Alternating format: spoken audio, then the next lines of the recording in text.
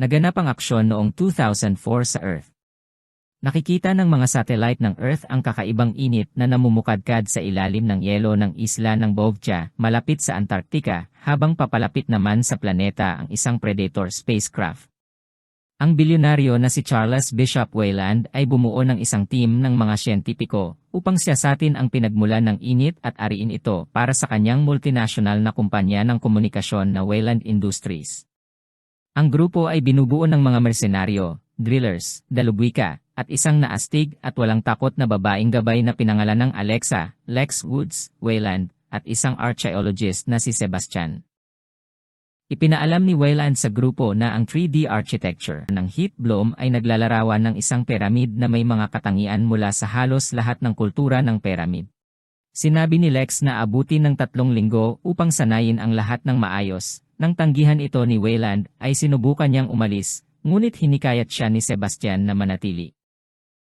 Habang papasok ang spaceship ng Predator sa orbit ng Earth, ito ay naglunsad ng isang baras pababa sa yelo patungo sa pinagmumulan ng init. Natunton ng mga grupo ng tao ang inilunsad na baras ng alien na naglikha ng malalim na butas sa yelo. Nang dumating sila sa lugar sa ibabaw ng pinagmumulan ng init, ito ay isa palang inabandonang istasyon ng panghuhuli ng balyena. Nakita nila ang butas sa yelo. Doon ay natuklasan nila ang piramid at nagsimula silang imbestigahan ito. Nakahanap sila ng patunay ng isang sibilisasyon na nauna sa nakasulat na kasaysayan at tila isang sacrificial chamber na puno ng mga kalansay ng tao na may mga balibaling tadyang. Lingid sa kaalaman ng mga tao, ang pagdating nila ay naging sanhi ng pagising ng isang reynang alien mula sa cryogenic stasis. Nakagapos ito sa mga kadena, pinahihirapan upang makapangitlog.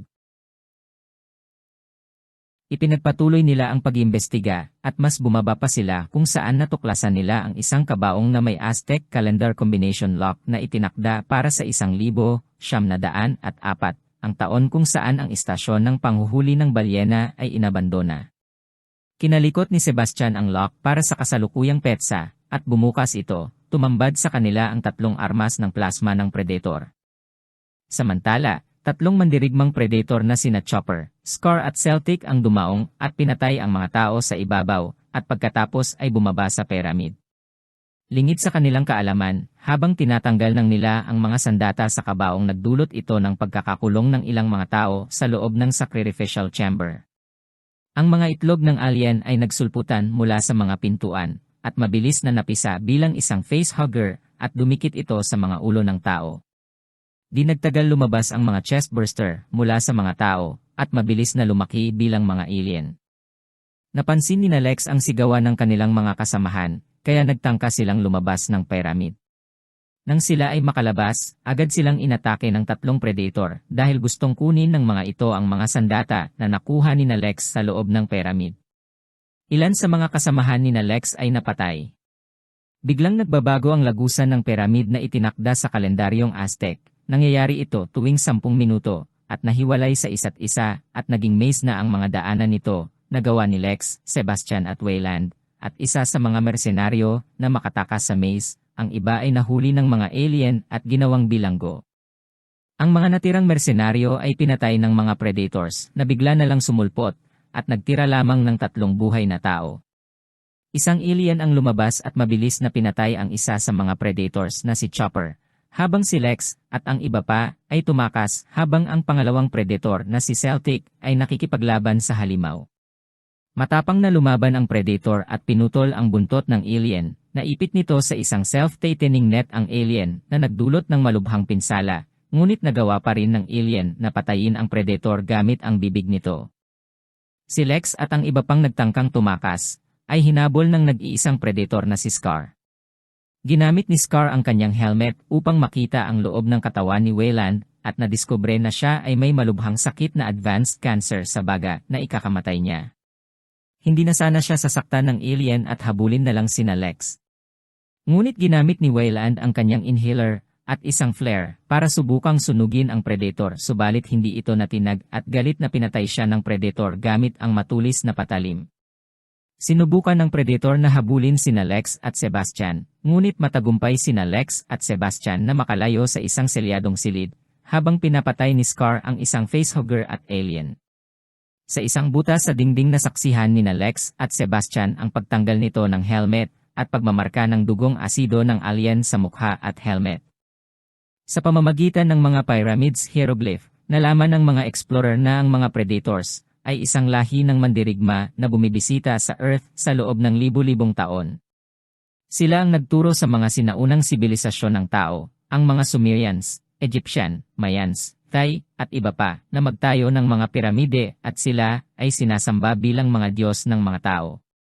Bawat siglo, binibisita nila ang Earth upang makilahok sa isang seremonya ng pagpasa kung saan maraming tao ang magsasakripisyo ng kanilang sarili bilang mga host para sa mga alien, tinatawag na mga ahas, na lumilikha ng ultimate prey para tugisin ng mga predators. Kung sa palagay ng predators ay matatalo at malamangan ang lakas niya, ina-activate ng predators ang kanilang self-destruct nuclear weapons upang maalis ang mga alien kasama ang kanilang mga sarili at sirain ang mga sibilisasyon sa proseso. Naisip nila na ito ang dahilan kung bakit narito ang kasalukuyang predators upang manghuli-muli ng mga alien at ang mga sandatang nahanap sa loob ng kabaong ay may heat-emitting radiation mula sa pyramid upang akitin ang mga tao na ang layunin ay ang paggawa ng mga bagong alien na tutugisin ng mga predator.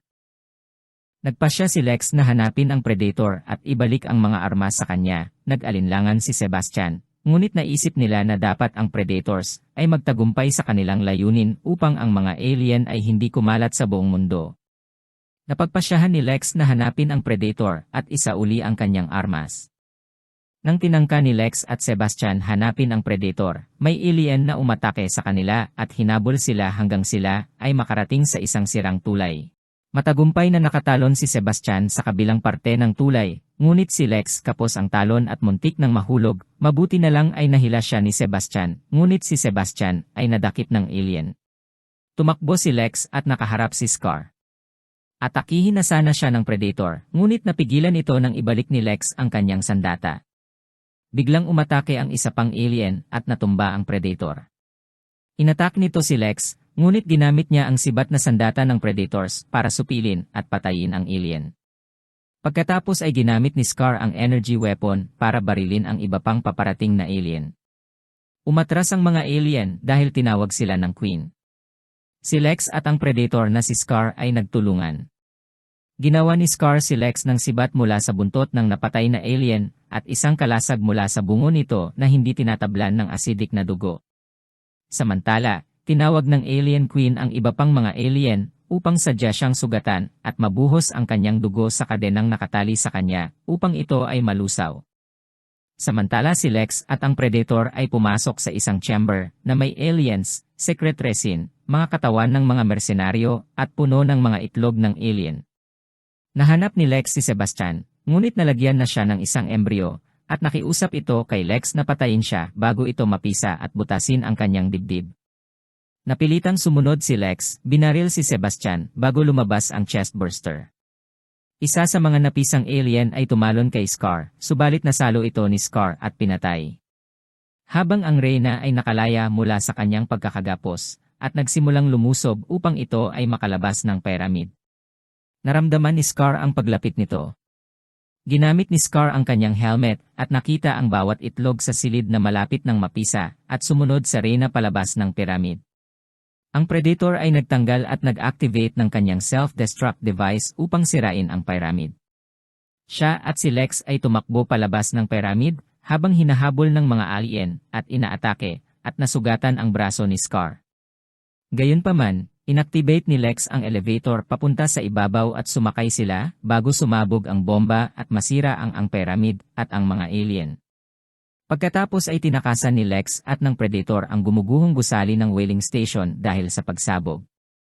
Bilang tanda ng pagtitiwala, ay tinanggal ni Scar ang kanyang helmet at pinayagan siya ni Lex na markahan siya ng simbolo ng kanyang angkan sa kanyang pisngi. Biglang lumabas ang Alien Queen mula sa yelo at inatake sila. Nagpaputok ng sunod-sunod si Scar ng kanyang sandata at gumamit ng throwing disc, ngunit nasapul siya ng buntot ng Queen at tumilapon ang Predator. Sinaksak ni Lex ang Queen gamit ang kanyang sibat at bumagsak ito sa nasusunog na bahay. Ang Reyna ay lalong nagalit at hinabol si Lex hanggang sa boneyard sa gilid ng bangin at na-corner siya sa ilalim ng isang water tower. Bumalik si Scar at natulungan niya si Lex. Napansin ni Lex na may kadenang nakakabit pa sa Queen, kaya itinali niya ito sa pabagsak na water tower. Ngunit nagawa pa rin ng Reyna na saksakin ang Predator gamit ang kanyang buntot at malubhang nasugatan si Scar. Nagawa ni Lex na tuluyang pabagsakin ang tower kasama ang Queen sa karagatan. Si Scar ay namatay sa kanyang mga sugat.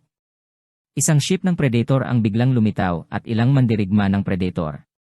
Kinuha nila ang kanilang namatay na kasamahan. Ang kanilang pinuno na nakasuot ng kapa at full body armor na may isang sandata ng sibat na kahawig ng isang trident, ay kinilala si Lex bilang isa na sa kanila pagkatapos makita ang simbolo sa kanyang kanang pisngi, pinarangalan siya sa pamamagitan ng pagbibigay sa kanya ng kanyang sibat. Sa pag-atras nila sa kalawakan, isang chestburster ang sumabog mula sa patay na Predator. Ito ay tila isang alien-predator hybrid, dahil mayroon itong katangian na jaw mandibles ng parehong species. At dyan natapos itong maaksyong pelikula.